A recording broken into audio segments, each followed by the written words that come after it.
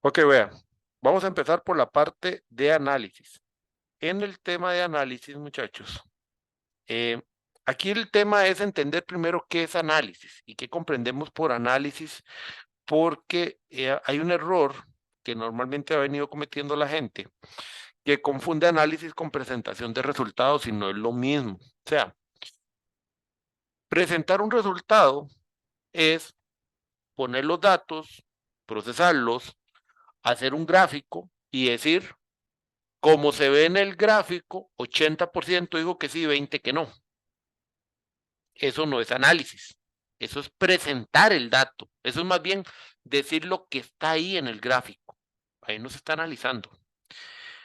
El concepto de análisis es diferente al concepto de presentar resultados, y por eso la presentación viene de esta estructura, porque el concepto de análisis lleva un tema trasfondo, que es hacer una discusión. Esa discusión está hecha precisamente para generar un fundamento y finalizar en un criterio. Vean, por ejemplo, cada uno en el campo de ustedes. Voy a decir un ejemplo, por ejemplo, del campo de ingeniería industrial. Tenemos un gráfico de control de una línea de producción, vemos un desbalance y entonces creamos un criterio viendo eso. El análisis es el criterio que yo finalmente concluyo o establezco a partir de ese gráfico de control. No es decir, es que en el gráfico de control se ve que en los días de enero y de febrero, o en los meses de enero y febrero, estuvimos por debajo de la producción. Sí, eso es lo que estamos viendo. Pero ¿cuál es el criterio que estamos viendo con eso? ¿Es una tendencia?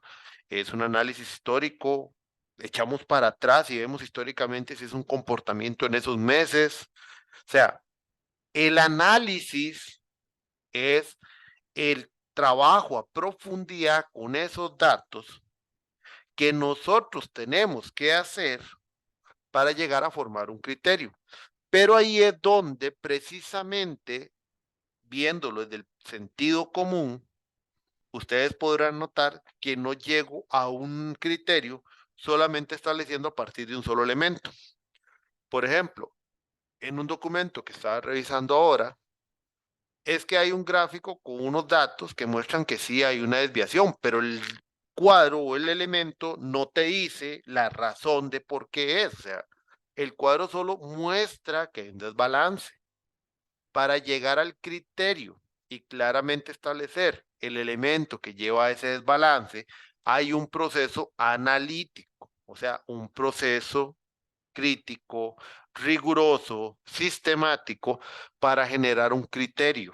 Entonces, aquí es donde hay que entender qué es análisis de resultados y qué es lo que nosotros pedimos en ese capítulo 4.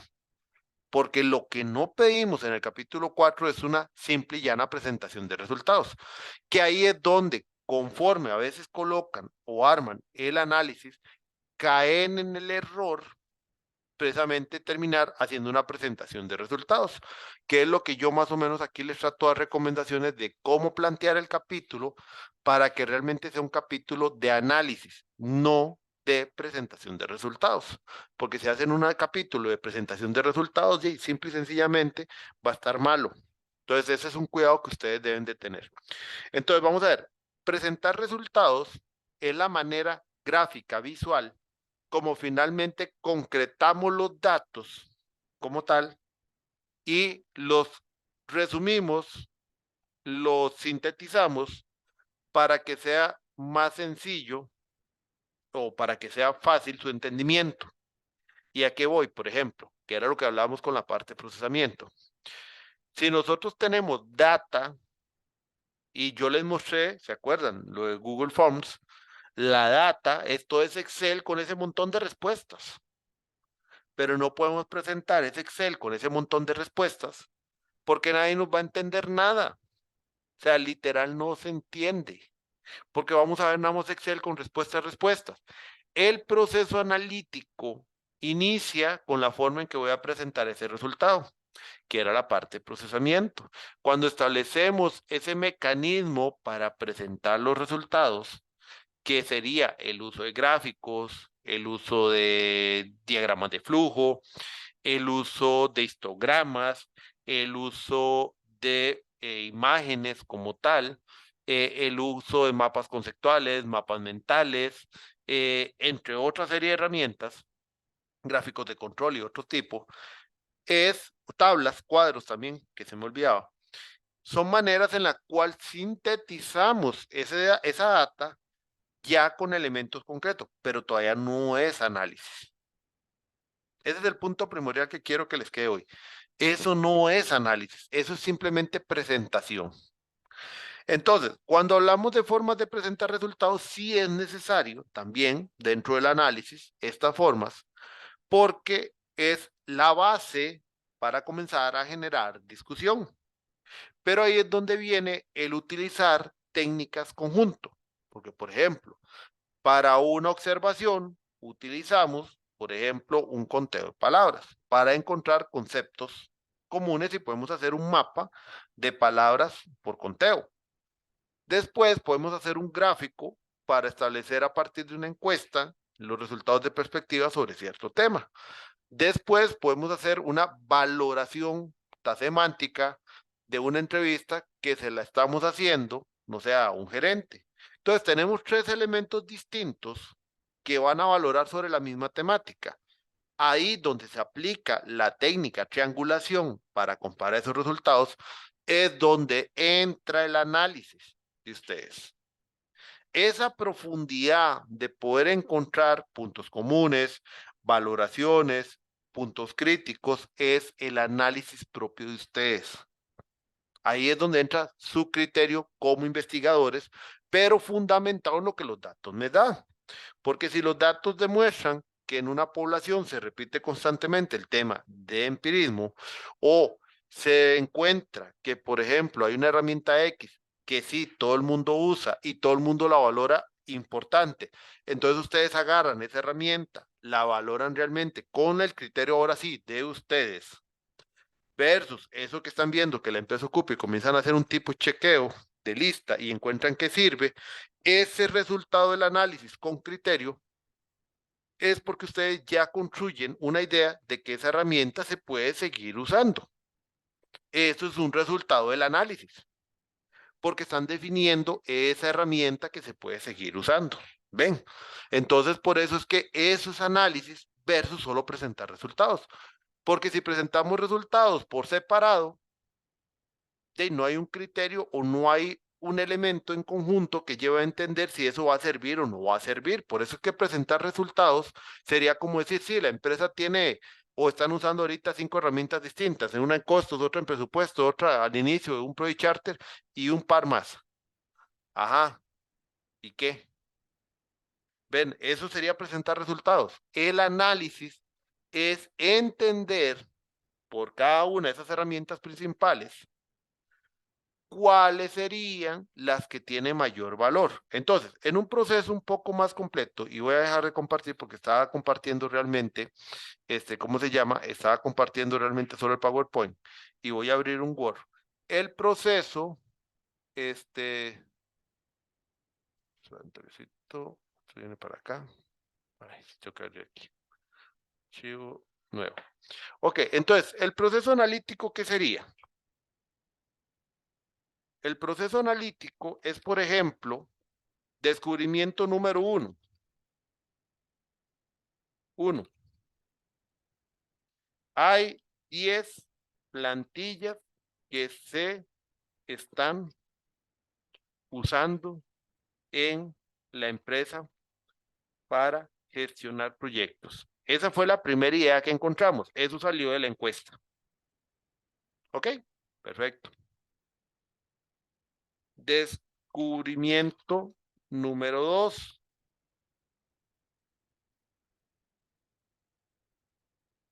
La perspectiva de los empleados es que 3 de esas aportan más valor, porque un 80% de encuestados lo mencionaron. En visión de los gerentes, son dos las que aportan mayor valor por razones X y Y. Un 80% de los gerentes en la entrevista lo mencionaron. Ven, eso es agarrar las herramientas y comenzar a encontrar coincidencias. Ahora bien, aquí viene la otra parte. Ahora va o segunda fase. Entonces, fase analítico. Fase 1, descubrimientos desde las herramientas. Fase 2,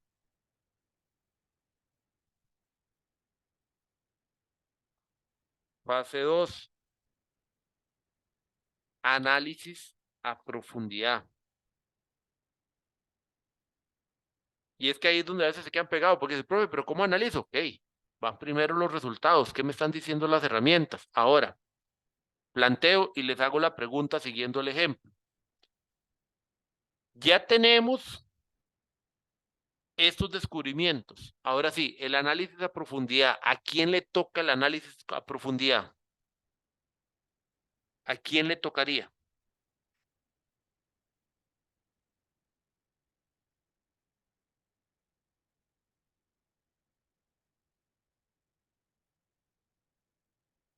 ¿A quién Profesor, se...? sería, Ajá, dígame. disculpe, sería uno como investigador. Exacto.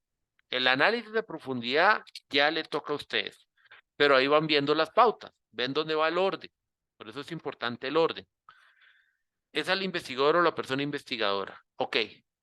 Viendo esos datos que tenemos ahí, pregunta, ¿qué sería lo que yo voy a analizar con profundidad? ¿Qué exactamente de esos descubrimientos, ya viéndolo en conjunto con un criterio, es lo que yo haría también pensando en optimizar el tiempo?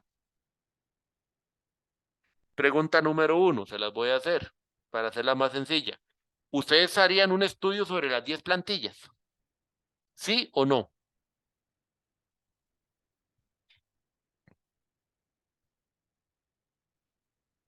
No, profe, sería mejor como concentrarse en las que están aportando valor, ¿cierto? Exactamente. Ya sabemos que por el descubrimiento no tengo que ir a estudiar las 10. Ahora, ¿cuántas estudio? ¿2 o 3? Eso es una decisión de ustedes por tiempo, pero exactamente lo que dijo Ayana. Pero ¿en dónde empieza la fase analítica? La fase analítica empieza cuando yo comienzo a encontrar descubrimientos y relaciones. Ahora, ¿cuál sería el análisis a profundidad? Entonces, a criterio de la persona investigadora y por un tema de tiempo, decide si 2 o 3 herramientas. Las analiza a profundidad.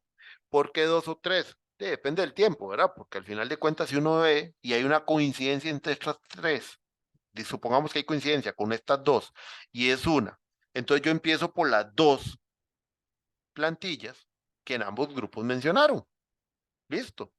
Ahora, si me da tiempo y veo que me sobra, analizo la tercera, que la ven los empleados, pero los gerentes no, porque puede ser que los gerentes no la conozcan. Entonces, por eso todavía no le han visto valor, pero con eficiencia de tiempo. Vean el criterio que estoy usando. Entonces, uno cuando va redactando el análisis, esa discusión va planteando los criterios que lo van llevando. Por ejemplo, y ahora voy con la otra parte, bueno, para terminar el ejemplo aquí. Analiza a profundidad. ¿Qué voy a analizar a profundidad? Ok. ¿Cómo se estructuran estas plantillas? ¿Qué información piden? ¿Atienden debilidades que la empresa tiene? Porque también hay que ver por qué aporta valor, o en otras palabras, por qué aportan valor. Ese es un análisis mío, ya propio. Porque entonces, ¿qué me sirvieron las herramientas? Para encontrar descubrimientos, para simplificar lo que, digamos, voy a investigar en esa parte.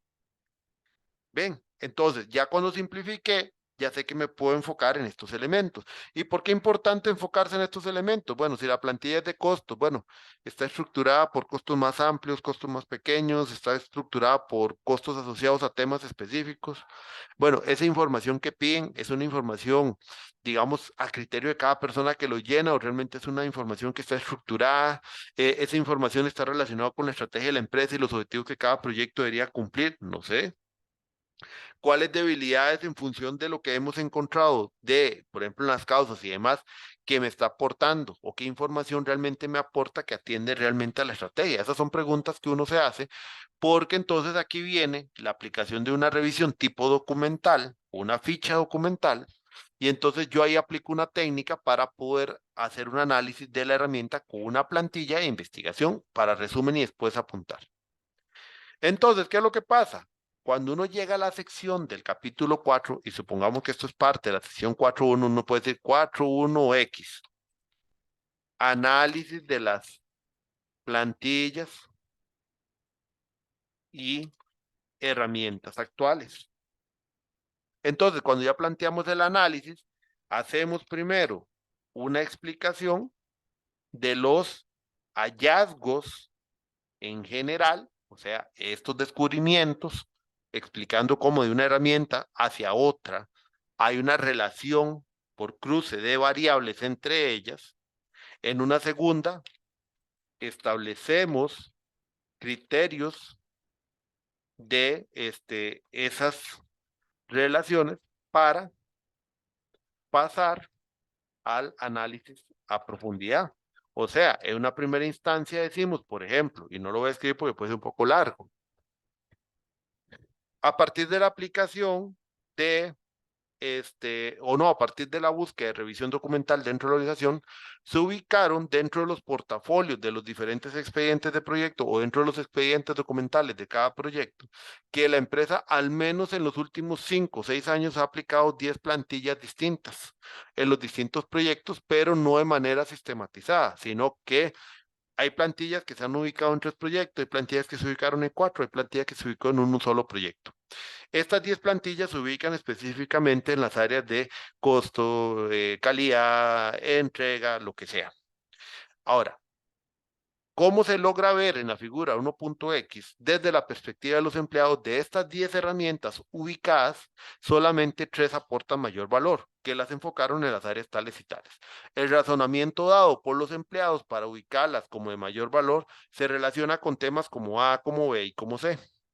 En contraposición, cuando se hace el mismo cuestionamiento a los gerentes con base en estas 10 herramientas que indicaron que conocían, ellos indican que solamente son 2 las que les aporta valor por temas del tipo de información recabada y que además les permite tomar decisiones. También, por otro lado, esta información está relacionada con estrategia, con X, Y, Z, taca, taca, taca, taca. Por lo tanto, se nota en primera instancia que entonces nada más un 20 o entre un 20 y 30% de las herramientas realmente son de aporte de valor para algún rol dentro de la empresa, sea empleados o sean gerentes. Entonces, partiendo de este hecho, se hace un análisis a profundidad sobre específicamente 2 de estas herramientas tales y tales. La tercera que mencionaron los empleados no se tomó en consideración por una cuestión de tiempo y tiempo de realización de la investigación, y además se determinó que dicha herramienta en realidad solo fue utilizada en 3 proyectos y las personas que más le encontraron valor sobre estas, que por el ser el tamaño de la muestra X, Y, Z y parecía representativo, fueron las 3 personas que lo crearon. Entonces, partiendo del hecho, la primera herramienta evaluada es tal y tal. Estas herramientas, ven, no sé si me siguieron la línea. Hay todo un proceso de unión de ideas donde vamos explicando el origen de los resultados, de los descubrimientos, de los criterios que se aplican, pero voy explicando y llevando esa descripción, explicación y análisis a la vez para ir explicando lo que voy encontrando. Finalmente, ¿qué es lo que vamos a encontrar de eso, de esa sección? Que hay 2 herramientas que las valoramos y puede ser que esas herramientas realmente sí aporten valor, sean herramientas que están bien pensadas, son herramientas que yo podría reutilizar en mi solución. Y tal vez no sea necesario crear todas nuevas, sino que por lo menos puedo usar 2.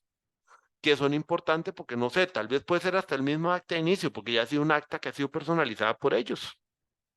Entonces, eso es el resultado del análisis. ¿Por qué? Porque eso sirve a la hora de la solución, porque en la solución no es decir todo está malo y empecemos de cero, porque si fuera así, entonces, ¿para qué hacemos análisis?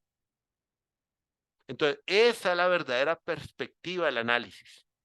Cómo vamos incorporando criterios y generando una discusión, y en el medio se va viendo cómo se van aplicando o cómo han sido aplicadas las diferentes técnicas y cómo entre ellas hay una relación constructiva de las ideas, cómo hay una relación de las ideas para finalmente llegar a un criterio final.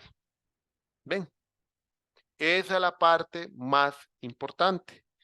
Entonces, por eso es que hago tanto énfasis en separar lo que es presentar resultados de lo que realmente es el verdadero análisis como tal. Entonces, formas de presentar resultados, figuras, gráficos de distribución de frecuencia, podemos presentar diagramas de flujo, pero eso no sirve de nada si no tiene un detalle explicativo a la par. Ok, nada más me confirma, ¿me van siguiendo? Sí, profe. Ok, ahora bien, otra cosa importante es que cuando nosotros utilizamos o vamos a incorporar dentro del documento las figuras, tanto una figura como una tabla, como un cuadro, como ya más o menos se los he dicho y en algunas partes les he marcado también, tienen que tener una utilidad dentro del documento. Y esa utilidad está asociada también al carácter descriptivo que le hagamos a esa herramienta o esa figura, de tal manera que sirva de apoyo como tal a la explicación. O sea, el elemento tiene que ser un soporte a su explicación, no es simplemente como se ve en la figura tal, no. Es que la figura como tal es un elemento objetivo. Por eso es que en primera instancia se les pide que cada figura, cada cuadro o cada tabla debe ser indicada dentro de la prosa del documento. Eso es lo primero. ¿Por qué dentro de la prosa del documento? Porque no es simplemente poner la figura y aparecer y ya está porque es algo alegórico ahí, ilustrativo y que lo vean bonito. No. Tiene que tener una intencionalidad. La intencionalidad de la figura está asociada a la explicación que le incorporemos. Ahora, la figura tiene que permitir el resumen de información que sería muy complejo ver si lo pusiéramos de otra manera. Por ejemplo, el análisis de madurez. ¿Por qué el análisis de madurez termina en gráficos? Porque por Dios, si aplicamos esa encuesta y mostramos todos los resultados en su conjunto y no se muestra un gráfico, yo creo que nadie va a entender nada de los resultados que se obtienen, ¿cierto? O porque un modelo de idoneidad. Porque el modelo de idoneidad, ese diagrama radial, nos vende muchos conceptos o ideas, por ejemplo, esos 9 puntos, y con eso nos ayuda a entender si soy más predictivo, soy más ágil o soy un modelo híbrido. Y no es que soy, sino hacia dónde hay una tendencia, más que decir que soy.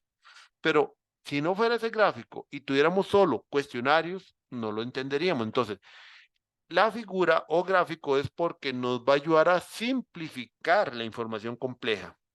Pero si el gráfico se vuelve más complejo que la misma explicación, algo estamos haciendo mal. Porque entonces ahí la figura no es necesario. Porque si es más fácil comprender el texto de la información, entonces dejemos el texto de la información. No ocupamos una figura. El elemento figura, gráfico, tabla, como ustedes le quieran decir, pero que acuérdense que NAPA solo es figura, tabla o cuadro. O sea, ese elemento representativo que vamos a usar dentro del documento solamente será útil cuando nos ayuda a simplificar información y no cuando más bien nos vuelve más complejo. Yo he visto unos gráficos que a veces uno se queda viendo y no entiende nada. Ahora, también saber usar el gráfico. Por ejemplo, la vez pasada les expliqué lo del tema de las variables cuando son discretas o continuas. Que por ejemplo yo no puedo usar promedio para hablar de una variable discreta, porque ahí no existe el promedio. O como no usamos las escalas de Likert, a lo más es una distribución de frecuencia. A lo más es una distribución de frecuencia, pero no puede ser un gráfico lineal, por ejemplo. ¿Ven? Entonces, si el gráfico no se entiende o no lo saben usar, también pierde validez. Vean el otro ejemplo que una vez vi. Un gráfico pastel se debe usar cuando los porcentajes máximo en su sumatoria suman 100%. Pero yo vi un gráfico pastel una vez que decía 120% en una tajada, en la otra tajada decía 240%, en la otra tajada decía 300%, en la otra decía 80% y en la otra 50%. O sea, era un gráfico pastel donde al sumar los porcentajes terminaba dando 600%. ¿Y cuál fue el tema? De que el gráfico nunca supo qué fue lo que estaba preguntando y mal utilizado. ¿Por qué mal utilizado? Porque era una pregunta de respuesta múltiple. Entonces, por ejemplo, si habemos 12 personas en esta clase, ahorita no veo el número total, entonces en buena teoría, si yo hago respuestas de selección única, yo voy a tener 12 respuestas. Eso sí implica que si yo tengo A, B, C, D, solo puedo marcar A, o solo puedo marcar B, o solo puedo marcar C, o solo puedo marcar D. Entonces, si 6 personas marcaron A, es un 50%. Pero si es selección múltiple, entonces pueden haber 6 personas marcaron A, pero también marcaron C. Pero adicionalmente 5 personas marcaron B. Y ahí las respuestas no son entonces en total 12. O sea, tengo hasta la totalidad de posibles respuestas 48, pero si una persona solo marcó 2 y otra marcó 3 y otra marcó 4 y otra marcó 1, tampoco son 48. No sé cuánto sería el total. Entonces, ese gráfico pastel no sirve, porque para saber el porcentaje por cada una no es para un gráfico pastel, sería un gráfico de distribución de frecuencia, porque sería 50% A, 50% C, 5 de 12 anda como en 45%, por ahí más o menos, 45, 42% marcaron C y la D, digamos que fueron 2 personas de 12, entonces estamos hablando de una sexta parte como un 16%, pero entonces sería un gráfico de barras porque yo tengo más de 100%, entonces es 50, 50, pero ese gráfico sí, porque ese gráfico me da a entender que la mitad de las personas pensaron en A y C y que la opción D es la menos visible por parte de las personas como una respuesta correcta. Pero ven la diferencia. Ahí es donde el gráfico también yo tengo que saberlo utilizar en función de los resultados que tengo. Y no poner cualquier resultado que a mí se me dio antojadizamente la gana, sin entender la naturaleza del dato. Por eso era que la vez pasada yo les hablaba precisamente del comentario sobre datos discretos y datos continuos, porque precisamente hay que entender el dato para saber qué gráfico usar. Y ahí va el otro punto que era lo que les estaba mencionando. Entonces, también entendiendo qué es lo que yo estoy preguntando, cuántos son los tipos de respuestas que puedo obtener y la manera en que se organizan estos resultados, va a permitirme también organizar de mejor manera ¿cómo se llama? De mejor manera la figura o el gráfico que debería utilizar para la representación de esos resultados precisamente. ¿Ven? Entonces, es importantísimo tomar en cuenta estas recomendaciones sobre el uso precisamente de las figuras para saber cuándo sí, cuándo no es necesario, cuándo no aporta valor o cuándo más bien lo que va a generar es todavía más ruido. Se las voy a poner todavía mejor. Si ustedes tienen muchas preguntas de sí o no, no hagan lo que yo vi en un trabajo final de graduación de aquí de la maestría, que también igual, después yo lo comenté con la profesora, no me acuerdo qué era, que eso no me parece porque no aporta valor. ¿Qué hicieron? La encuesta era como 20 preguntas de sí o no. Ah, todas las preguntas le pusieron un gráfico y todas las querían meter en el texto. ¿Qué gana usted con ver 20 preguntas de sí o no? ¿Qué gana uno con ver 20 gráficos y que le vayan diciendo?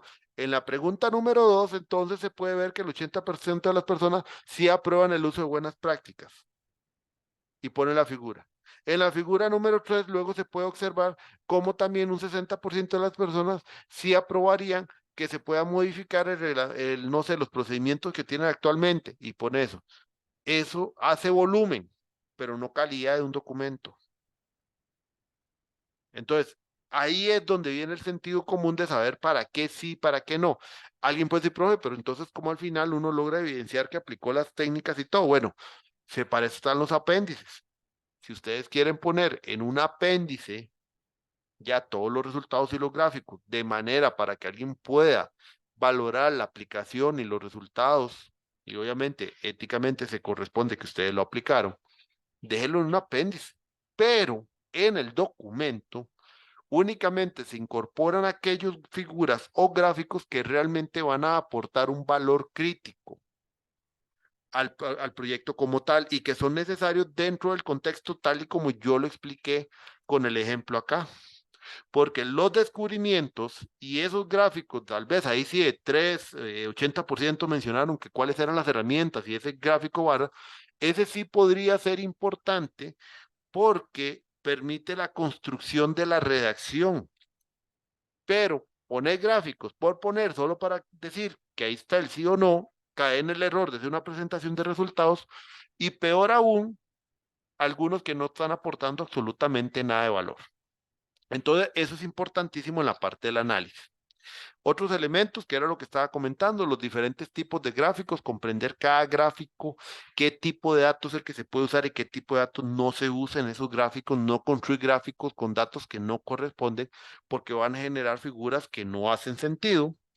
Y también medidas de tendencia central, por ejemplo, lo que les decía, estadística descriptiva y demás, cuándo se puede aplicar y cuándo no. Y entonces con eso pasamos a la parte ya propiamente del análisis. Ok, hasta aquí me van siguiendo, porque aquí hay otra explicación de otro punto importante que quiero que consideren. ¿Vamos bien hasta el momento? Sí, señor. Ok, ahora, el otro punto importante. No existe un guión específico de cómo escribir un análisis.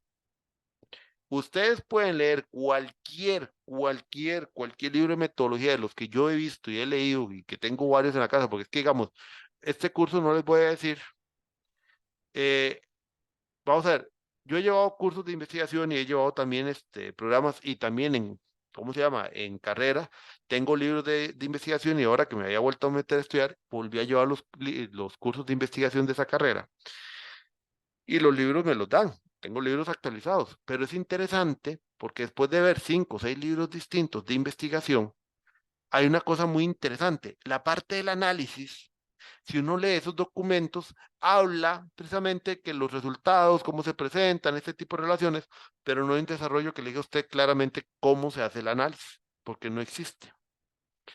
Al final es cada uno de ustedes tratando de encontrar la mejor manera de cumplir con el propósito que tiene el análisis, que el análisis tiene como propósito el llegar a criterios específicos. Pero para poder hacer ese análisis, yo tengo que tener claridad de cuáles son mis productos. Aquí iba el tema importante. ¿Se acuerdan del alcance? ¿Se acuerdan lo que les dije de las categorías relacionadas con los objetivos y los subproductos? ¿Se acuerdan que en la parte de procesamiento hablamos el martes que hay una sección que se llama productos? ¿Por qué tantas veces se repite en la parte metodológica, digamos, de preparación del documento antes de llegar a la ejecución y todo, este tema de hablar de productos? Porque el objetivo del análisis es entender mis productos finales y hasta los que están incluidos en las fases de análisis. Porque es importante entender bien el producto. Les voy a poner un ejemplo. ¿Qué es un inventario de buenas prácticas, muchachos?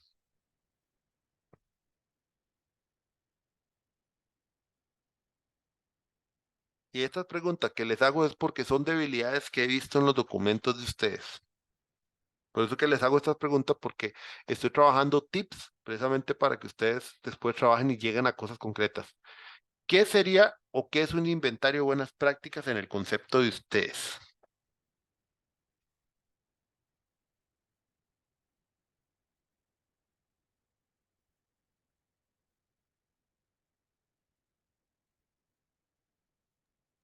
De profe, como un listado de recomendaciones que tengan fundamentos teóricos.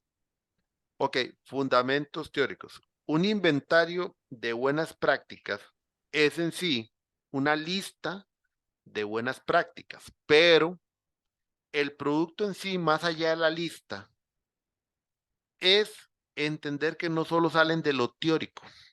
Ese es ahí donde está el tema y la habilidad para que me comprendan, porque esto también quiero que lo vayan de una vez interiorizando cuando vayan a trabajar el análisis, porque normalmente se caen en esa parte cuando tienen objetivos de esa manera. Ese inventario de buenas prácticas no sale porque yo vi el Penbook y nada más, o porque yo vi ITMA y me gustó, o porque yo vi Scrum y me parece interesantísimo. Entonces, de una vez propongo que usemos eso. No sé cuántos de ustedes trabajan en la parte pública, pero si alguno ha trabajado en la parte pública contratando a empresas, y no sé si alguno trabaja en Pricewaterhouse o alguna de estas, KPMG o estas, no se sientan ofendidos, no es el tema. Pero si alguno ha trabajado con alguna consultoría asociado a, no sé, la implementación de algún modelo, ustedes han visto normalmente qué es lo que hacen los consultores.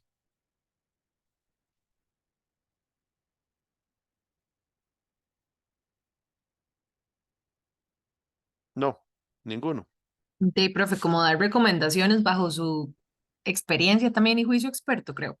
Por ahí anda. Lo que pasa es que normalmente, por ejemplo, cuando ve uno consultoría sobre gestión de proyectos, te llegan de una vez con el modelo OPM3 o el de Harold Kessner. Resuélvame eso. Ok, su madurez está baja. Tenemos que aplicar esta área de conocimiento, esta y esta y esta. Y uno, ¿y bajo qué fundamento? Ah, es que usted en la madurez me dio baja. ¿Y cómo sabía que yo tenía que ocupar ese modelo? Porque también no sé si ustedes saben que hay un modelo de madurez para Scrum. Porque me dio el de Harold Kessner que está asociado al PMI y no me dio el de Scrum. Porque el consultor por tiempo normalmente llega y tiene un estándar de baterías de herramientas a aplicar listo estándar y esto lo hacemos así. Ahí es donde hay un error. Y hacia los TFG lo que quiero es que a ustedes les quede claro que ustedes no trabajan como esos consultores. El entregable, el inventario de buenas prácticas, tiene un punto de origen importante en los proyectos de ustedes y es haber tenido o haber conseguido un buen diagnóstico con buenas oportunidades de mejora, que fue lo que expliqué el jueves pasado. Sobre esas oportunidades de mejora, es que yo me voy a los marcos de referencia. Por ejemplo, mira, toda la vida hemos pensado que nuestros proyectos eran de un alcance sumamente bien definido, que eran con tiempos claros, que no podían haber cambios, que decir, los cambios tenían que ser muy claramente establecidos. Y yo hago la investigación preliminar y me doy cuenta que es mentira eso, que en realidad los proyectos sí son con alcance variable, que la normalidad que pasa es que los proyectos pueden ir variando conforme voy avanzando y que a veces los clientes van esperando productos, ¿cómo es que se llama esto? No sé si alguno llevó el curso de Ágiles o algo así, el de Lean, producto mínimo viable, por ejemplo. O sea, mi área comprensiva de lo que eran mis proyectos estaba sesgado por un modelo y en mi investigación me doy cuenta que no era así. Y todavía le aplico el modelo de idoneidad y me doy cuenta que sí es cierto. Lo mío está más hacia el agilismo que realmente hacia lo predictivo. Ese es mi punto de partida. Cuando me doy cuenta de eso, entonces modifico mi enfoque y mira, yo tengo que trabajar más con elementos ágiles. Ahora sí, ¿cuál de esos elementos ágiles es lo que me puede servir más? Bueno, comencemos a valorar características de los marcos en términos generales que incorpora, que solicitan, versus lo que la empresa mía por cultura y por otros elementos y procedimientos solicita. Por ejemplo, mi cultura sí solicita que tengamos roles muy claramente establecidos, que nuestros modelos son por procesos, X, Y, Z, pero en el agilismo, ¿quién me da mejores condiciones para eso? No sé, Scrum, ¿ok? Entonces selecciono Scrum bajo ese criterio de selección que tuve. Ese es mi entregable 2. Y después de Scrum, aterrizo a mayor profundidad y así reviso qué realmente de Scrum me traigo o, como dice la teoría, lo implemento todo porque hay que implementarlo todo. O hago, o lo que voy a hacer es una, entre comillas, tropicalización, que es en realidad una personalización sin llamarlo realmente Scrum, sino que mi propio marco que yo requiero por lo menos para dar mis primeros pasos. Eso se lo tomarán, pero eso es el análisis. Entonces, el análisis, ¿cuál es el producto? El producto es esa serie de resultados que van demostrando el proceso analítico para generar al final un criterio, que el criterio final de esa sección es tener un inventario de buenas prácticas, que puede ser que surgieron 30, 40 buenas prácticas para posiblemente incorporar en la solución. Y va la otra pregunta importante cuando ya llegamos al capítulo 5. ¿Significa que ese inventario de buenas prácticas, así como está, lo tengo que implementar? No. Sacamos las que podemos implementar, pero luego tiene un proceso también de construcción de la solución, donde vamos también estableciendo priorizaciones de ciertas cosas, porque tal vez por precisamente aplicamos un nivel de madurez en el capítulo 4 y nos dimos cuenta que la empresa está en pañales, es poco. O sea, no está o sea, está apenas si acaso gateando. Y por lo tanto, entonces también decirle a la empresa, mira, es que vamos a ir a aplicar todo el marco completo con 40, ¿cómo se llama? Con 40, 50 procesos nuevos, la empresa va a decir, no, no sabe, un momentito, esto está difícil. Entonces también yo como investigador voy planteando priorizaciones y tal vez inicie con un marco pequeñito, sencillo, flexible, básico, con 10 elementos principales para que la empresa empiece.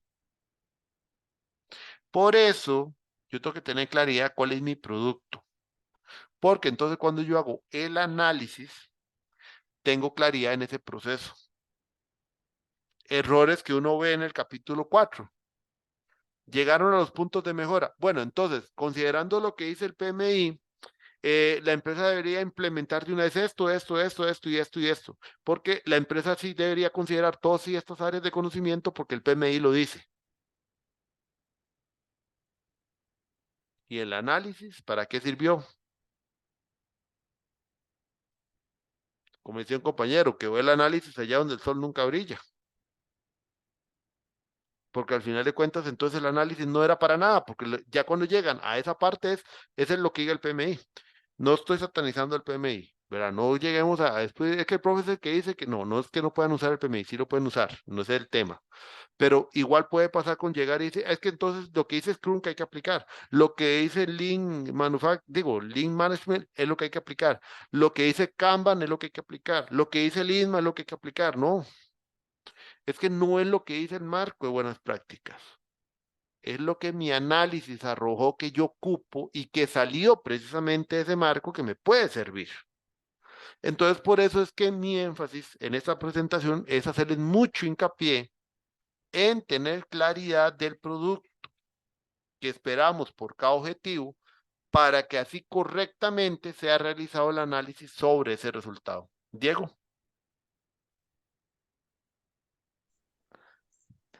Gracias, profe. Profe, inclusive, digamos, del análisis que se realice, pueden identificarse herramientas o buenas prácticas que a lo interno se realicen que puede ser que no pertenezcan a ninguno de los dos marcos. Y entonces Sí, uno puede analizarlos y tratar de, inclusive, fortalecerlos, ¿no? también, eso es válido, eso es muy, muy válido. Vean, eso me pasó, por ejemplo, yo me acuerdo del trabajo de un muchacho de una empresa aquí por Heredia.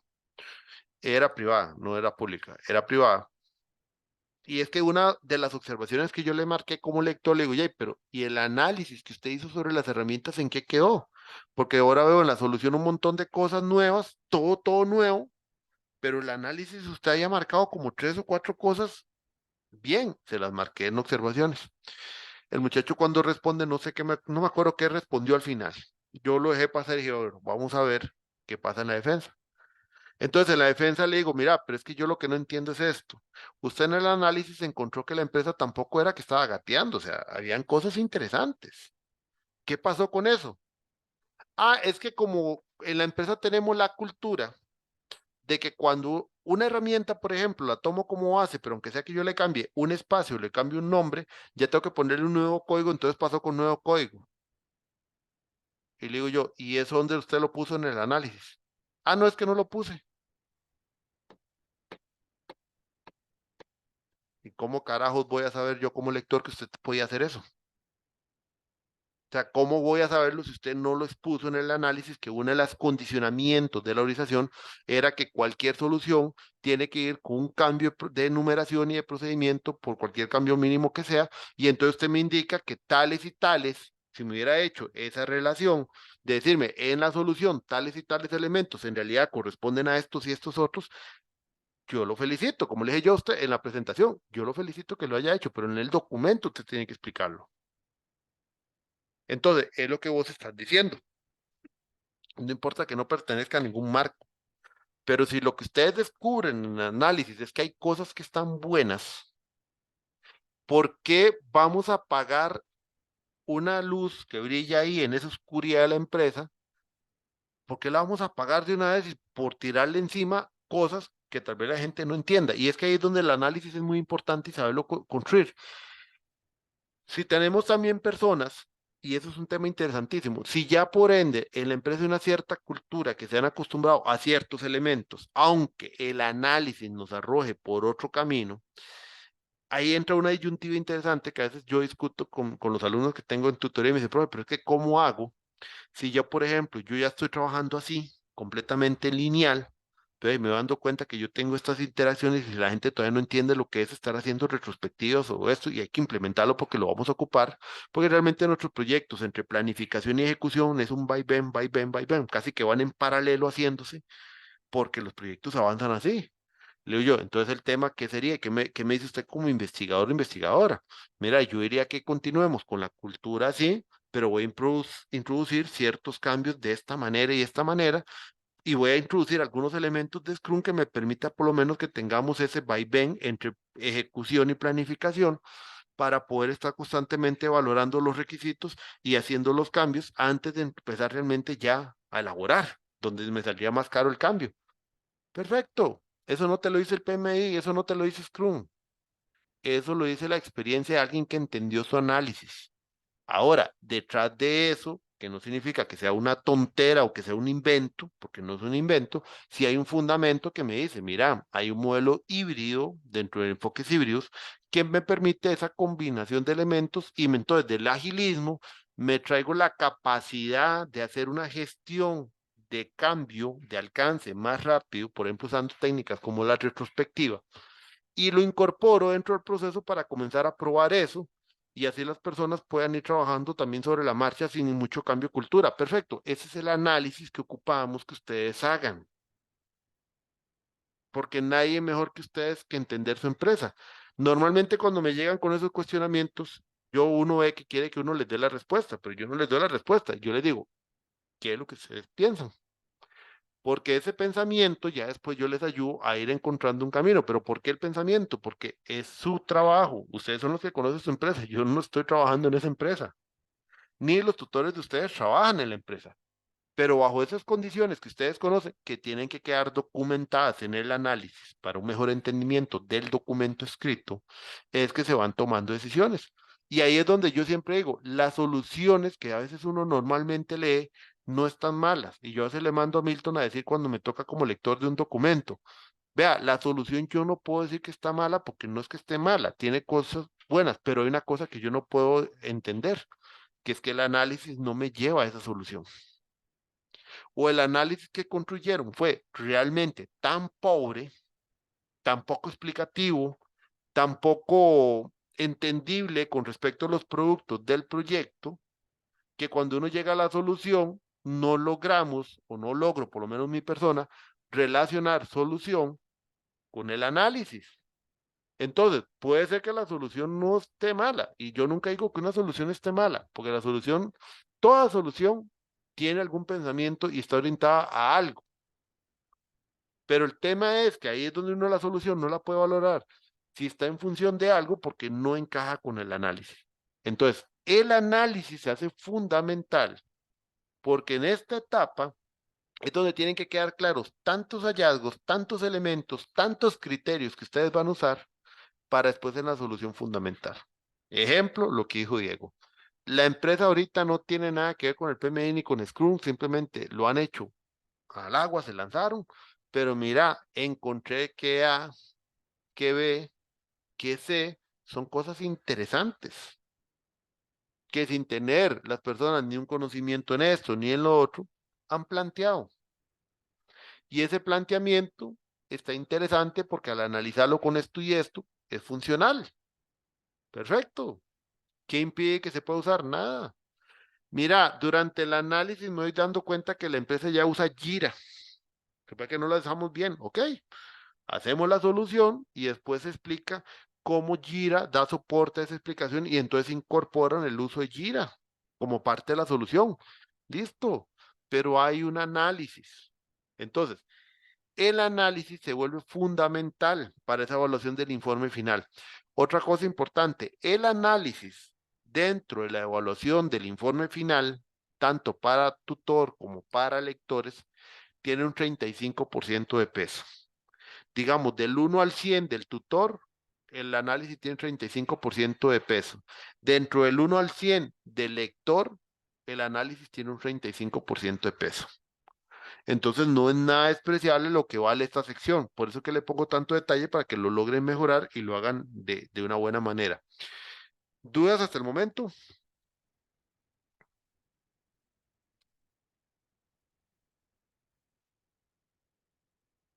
¿Ninguna?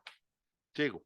Ok, lo de tipo de información ya lo vimos. Este es el otro elemento que me interesa mucho que les quede también claro en el análisis. Que ha sido un punto que también he hablado mucho o he revisado mucho en el problema y que les marco a veces. Vean, el hacer afirmaciones dentro de un documento académico no implica que sea cierto. Y eso es lo que nosotros llamamos, o está dentro de lo que se conoce como el principio de la coherencia. El principio de la coherencia en la redacción, en la redacción implica que la condición inicial debe, que la condición inicial de todo documento académico es que hay una lógica real dentro de sus partes.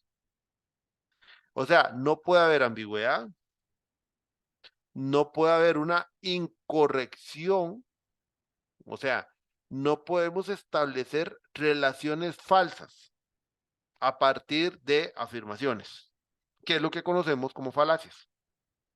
Entonces, esa es otra cosa a evitar precisamente en la redacción del documento completo, que ya en algunos casos, por ejemplo, el problema lo he marcado.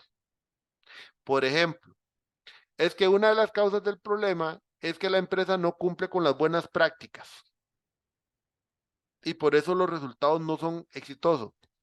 Si yo me voy a un estudio como los del el pulso de la profesión, del PMI, me daré cuenta que empresas que aún que apliquen buenas prácticas tampoco tienen proyectos exitosos. Entonces, es una incoherencia lógica, es una falacia lo que estamos diciendo.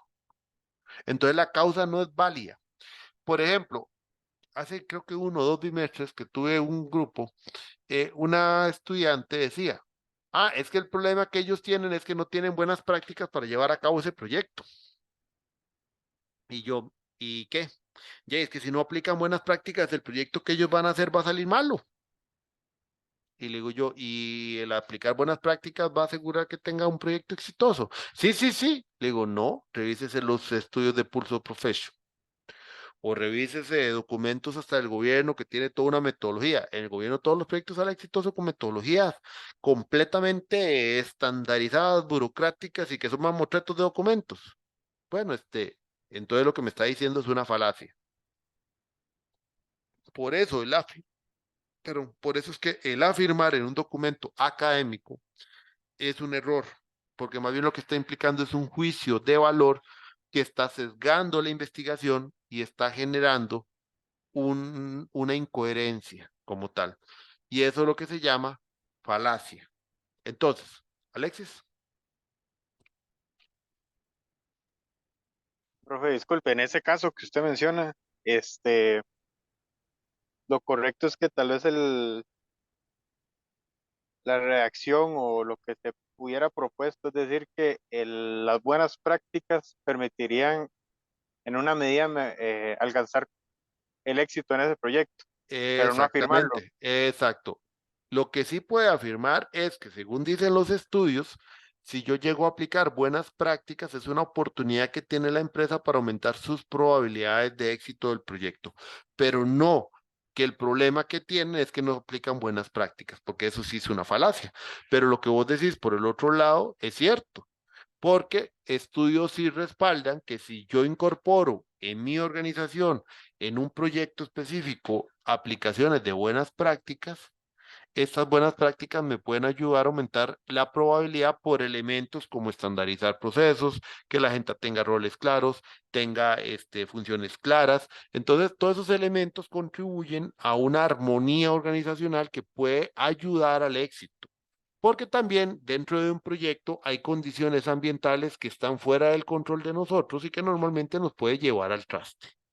Ejemplo, yo hago una contratación pública de X, Y, Z cosa. Hacemos la contratación de ese elemento, pero si durante el proceso no sé, esperábamos que el presupuesto fuera aprobado por la Asamblea Legislativa para la fecha tal. Sí, yo puedo hacer lobby lo que sea, pero no está bajo mi control cuando la Asamblea quiere votar algo. Y entonces, 3 meses después seguimos sin presupuesto, 4 meses después seguimos sin presupuesto y ahí ya es algo fuera de nuestro control. Entonces, no es por no tener buenas prácticas, porque yo tengo un buen sistema de control, tengo un buen sistema de plantilla, tengo un buen sistema que me ha dado seguimiento, yo llevo los controles de cambio, yo he venido mostrando el avance poco a poco. Sí, pero si es una decisión que al final estaba fuera de mi control, pero si era parte del proyecto, pero yo lo tenía mapeado y lo tenía visto, hasta le había hecho un buen colchón, pero no se cumplió. ¿Qué más puedo hacer? Entonces hay condiciones ambientales que también afectan los proyectos y no es por un tema de buenas prácticas. Entonces, por eso en algunos problemas de ustedes también les he marcado, no es un tema de tener o no buenas prácticas, es un tema simplemente de encontrar el verdadero problema.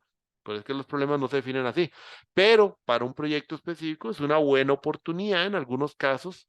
También, por ejemplo, si la empresa está buscando asociarse a una cultura más ordenada o hay empresas que tienen sistemas de gestión de calidad, entonces es una buena oportunidad de mostrar que aplicando buenas prácticas también puede estandarizar y es una oportunidad propiamente hacia el cumplimiento del sistema de gestión de calidad. Eso lo veríamos como justificación de por qué hacer el proyecto bajo estas condiciones.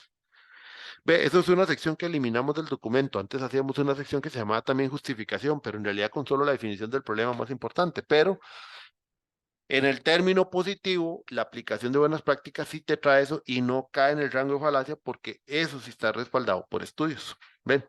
Entonces, el punto importante es que en todo momento, dentro del análisis, dentro de la redacción del documento, no caer en este tipo de falacias. Por ejemplo, la apelación al criterio de autoría. Por ejemplo, cuando queremos argumentar de que porque lo que estamos diciendo fue dado por algún testimonio invocado. Entonces, porque esa persona dijo que es así, entonces ya tiene que ser así. No, no funciona de esa manera. Entonces, eso es lo que le llamamos un argumento por autoridad. Ahí está también la palabra en latín, donde saqué toda esta documentación.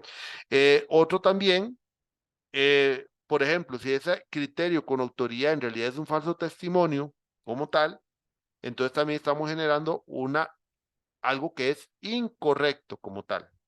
¿Ven? Entonces, cuando hacemos, por ejemplo, propaganda de X, Y, Z cosa, por lo general exalzamos imágenes, figuras o decisiones que también son incorrectas. En un documento como ustedes, por ejemplo, ¿qué sería un tipo de argumento esto? Señalar que porque ya el PMI lo dice, es que tiene que ser cierto. Entonces ahí estamos apelando a la autoridad del PMI, como que si el PMI puede trabajar sobre mi organización. Y tomo ejemplo del PMI, pero puede ser, por ejemplo, los del marco de agilismo, puede ser también el ejemplo del INMA, como decir que lo que dice el INMA no se ve es ley para todo, y no necesariamente porque no aplica en todo. Entonces, esos son los argumentos que hay que tener cuidado. El otro argumento es a la ignorancia, porque el argumento a la ignorancia es suponer algo que por X o Z razón ni siquiera existía o no tiene relación y ya con eso llegamos a una conclusión. El ejemplo de este libro es el más tonto que haya leído, pero hey, puede ser. Los incas no conocían el telégrafo, por eso no ha sido posible encontrar cables. O sea, obviamente, pero el punto es este, o sea, no puedo yo demostrar que no hay cables solo porque decir un tema del telégrafo cuando es un invento que era posterior digo, es decir, muy posterior a la existencia de estas poblaciones. Entonces, no hace ningún sentido la estupidez que dice ahí, porque eso se llama un argumento por ignorancia. ¿Ve? Porque como no se ha demostrado la falsedad de eso, entonces es cierto, y no. O sea, eso es como, por ejemplo, decir, bueno, no entrar en esas teorías conspiratorias y demás, o en los, ¿cómo se llama? Alienígenas ancestrales, este tipo de cosas, pero es como afirmar, por ejemplo, que, que, que por ejemplo, que las tribus de antes no sabían volar porque, y que por eso no hemos podido encontrar aviones o elementos voladores. O sea, no tiene una relación una con otra. O también los argumentos a la piedad, cuando, por ejemplo, en un juicio se le apela a la piedad para dejar libre a un criminal, y los errores más normales que también, y sobre todo mucho, lo denota uno, la reacción de ustedes es esta que se llama la de causal, confundir la causa y el efecto. Porque entonces decimos que el efecto es la causa, o que la causa es el efecto. O sea, no estamos ubicando en buena posición qué es efecto y qué es causa. Entonces las enredamos. Por ejemplo, vean el ejemplo tonto que ponen ellos. Se observa que los filósofos fuman pipa y se concluye que para convertirse en filósofo, entonces hay que fumar pipa. Una cosa no tiene relación con la otra. Por esa razón, cuando por ejemplo redactamos el problema, yo soy crítico en decirles, céntrense en el elemento de la causa y cómo la causa lleva al problema. No comiencen a hablar de otras cosas. ¿Por qué? Porque están cayendo en este error y pueden caer en el error de confundir las causas y los efectos. Por ejemplo, es que tengo una desviación en la calidad, entonces mi problema es la gestión de la calidad. No, no, no, no, no, no. El resultado en un área específica no significa que sea solamente defecto de un área de conocimiento específica. Eso está mal, porque el resultado en calidad no significa un resultado equívoco en el área de calidad, es calidad como un todo. Eso es igual. Yo tengo un resultado que es contrario a lo esperado en la parte de presupuesto. Ok, pero ese presupuesto se fue arriba no por un mal control de presupuesto, pudo haber sido N cantidad de cosas. Porque el presupuesto, yo puedo tener las herramientas, le puedo dar un buen seguimiento, puedo establecer la mejor cálculo y costo y todo, que igual viene un factor X, un factor Y o una situación no conocida y me aumentó el presupuesto. Punto. Una condición que no necesariamente desde el presupuesto lo puede ver, lo puede haber manejado desde cambio, por ejemplo, y pero mi cambio no es el correcto, y entonces hago las gestiones de cambio sin considerar lo que me afecta al presupuesto, entonces no es un tema de presupuesto, es un tema de cambio. Entonces, por ejemplo, el querer asociar un resultado específico meramente, un resultado específico meramente porque nuestra relación es así, lineal, a un área específica de, ¿cómo se llama? A un área específica de conocimiento, es una relación de confundir la causa con el efecto. Y entonces, ¿qué pasa cuando generamos esas falacias? Limitamos los análisis. Por eso es que se los señalo también aquí, porque ya en el problema se los he marcado. Pero cuando venga la parte del análisis, también tienen que tener ese cuidado, porque en el análisis, si no van a limitar el análisis, y cuando limitan el análisis se equivocan. Por ejemplo, estudiante en construcción.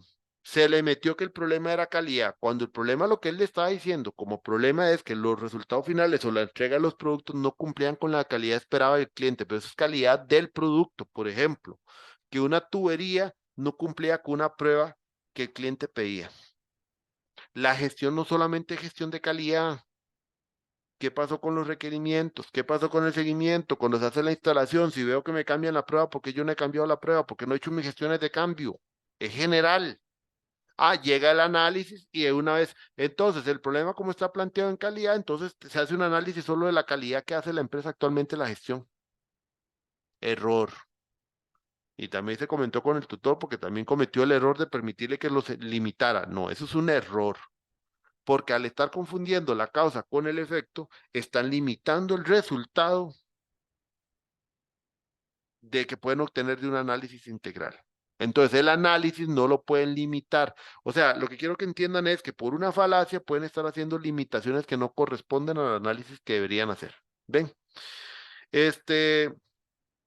Bueno, hay otros tipos de falacias que vienen aquí. Digamos, ustedes lo pueden leer. Lo importante es no caigan en el error o en la tentación de por elementos subjetivos o juicios de valor generar limitaciones inadecuadas a sus trabajos. Número 1. Ahora, número 2. ¿Cómo se estructura el análisis? Mi opinión es que el análisis, aunque aquí les presento dos maneras, tal vez no voy a hablar de la segunda, voy a hablar más de la primera, es que el análisis como un todo debería trabajar también en función de los objetivos. Si los objetivos que nosotros estamos planteando están también en función de cómo etapas, entonces los objetivos nos marcan las fases. Por lo tanto, bajo los modelos que a veces usamos de objetivo, que ustedes tienen 3, 4 objetivos, por lo general 5, hay unos casos que sí son un poco distintos y otros con otros elementos. Por lo general hay uno o dos objetivos que van primero en el capítulo 4 y otros que van en el capítulo 5, que son los últimos 2 o 3, por lo general. Los primeros dos objetivos son los que constituyen el análisis de resultados, donde parte uno de un diagnóstico y el segundo parte de un marco de buenas prácticas. Pero eso implica que hay elementos de por medio que vamos a estudiar dentro de cada sección. Y entonces lleva a esto, como este tipo. Por ejemplo, 4.1, diagnóstico de situación actual. Los elementos de categoría me permiten construir ese diagnóstico en función de esos elementos de estudio. Entonces, uno normalmente pudiera decir, por ejemplo, que uno puede armar un capítulo 4 más o menos así. 4.1, análisis de las condiciones actuales en gestión de proyectos. Conste, esto no aplica para todos porque cada uno tendrá su propio escenario. 4.1, valoración de las características de los proyectos. Perdón. De los proyectos. 4.1.2. Análisis de las prácticas actuales de gestión. 4.1.3. Competencias y habilidades del recurso humano. 4.1.4. Identificación de herramientas tecnológicas de soporte a los proyectos.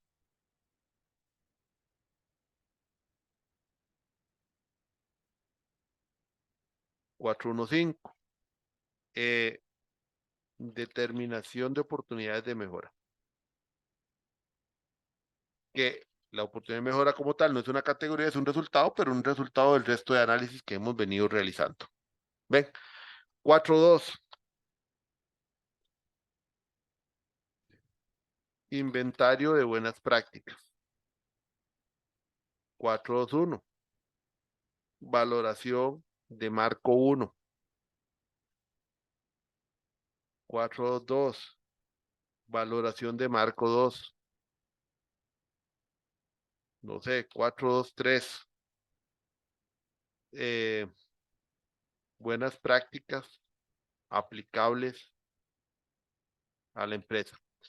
¿Por qué más o menos así? Cada uno lo hará a su manera, pero el tema es que aquí en los títulos nivel 2 se están estableciendo temáticas amplias, muy asociado al resultado del qué de los objetivos, o sea, los productos como tal.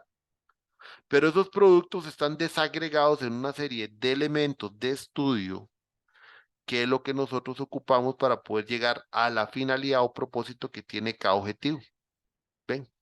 Entonces, los títulos nos llevan a la consecución de esto o del propósito del objetivo muy en función de los distintos temas que vamos abarcando. Y entonces en la parte, por ejemplo, inventario de buenas prácticas, voy abarcando desde marcos de referencia para finalmente llegar a hacer las buenas prácticas aplicables con toda la parte analítica que expliqué. Entonces, un capítulo 4, la recomendación más dada es trabajarla así por temas, no por herramientas, porque tienen la tentación a veces de trabajar este otro modelo, Yo no digo que no lo pueden trabajar, sí lo pueden trabajar, pero teniendo el cuidado de que si bien es cierto, trabajan la situación actual, no se olviden que esos son temas, lo que nos interesa de estudio, y no se vayan solo los resultados de cada herramienta, porque si hacemos los resultados únicamente de cada herramienta por sí solo los resultados de cada herramienta, pueden caer en la tentación de hacer una presentación de resultados.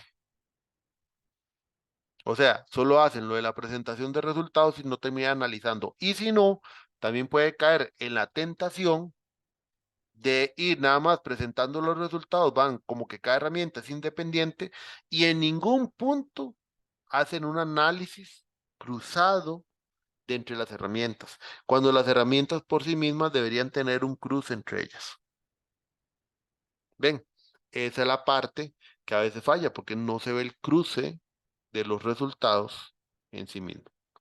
Entonces, ahí es donde yo lo que les aconsejo es más usar esta segunda opción que les estoy presentando acá, porque esa segunda opción les va a permitir a ustedes ver o demostrar con mayor claridad el proceso analítico que están haciendo sobre las temáticas. Ese sería el tip que les doy para acomodar la presentación. Entonces, sobre todo ya para cerrar un poco, por ejemplo, esto no es hacer análisis. Esto es un mal uso de una tabla. O sea, pregunta 1, pregunta 2, pregunta 3, y solo para darme cuenta que todos dicen A, aquí dijeron una C, ¿y eso qué es? Esto lo saco de trabajos de grabación para que vean los errores que cometen. O sea, imagínense esta tabla. ¿Qué me dice? Mira, me doy cuenta que el voluntario a todo le respondió A. ¿Y qué significa eso? Este otro. A ver, obviamente no por 5 puntos en la clase porque no se puede. La pregunta es, ¿qué tiene de malo este gráfico? ¿Qué elementos ven mal ahí? ¿O ese gráfico está interpretable así? No dice qué son las escalas. Y que no se entiende qué está evaluando realmente. Exactamente. No se sabe qué está evaluando, no se sabe qué puntos hay. Ven, o sea, no hay nada ahí. Ahí literalmente no hay nada. O sea, ahí vean todo lo que hay aquí. Vean, 0, 8, o sea, no se entiende. ¿Qué no es análisis? Eso tampoco. Esta hoja tampoco es un análisis. Ahí no hay nada. No hay ningún elemento, vea, puntos, círculos, no se entiende. Eso no son análisis.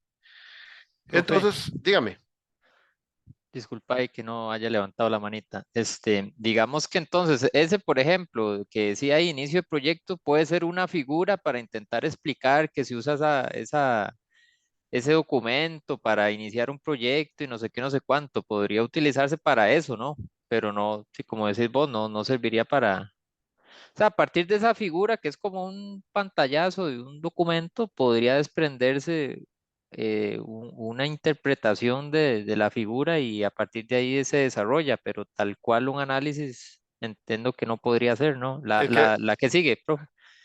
esta, Esa, digamos. Uno puede decir, mira, esto es un documento que utilizan para el inicio del proyecto, donde se puede ver que llenan esto, y ahí usted, digamos, empieza a desarrollar una interpretación de esa figura, pero no tal cual como un análisis de investigación, ¿no? exactamente, es que el punto es eso, o sea, no se entiende. Al final de cuentas también esta figura, así en su totalidad tampoco se entiende.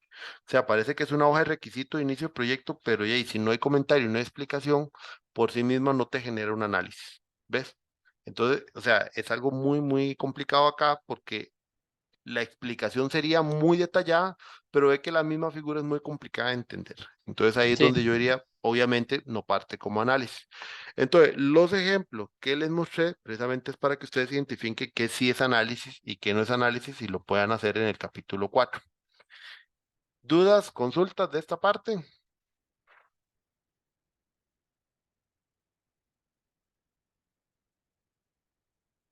¿Dudas, consultas?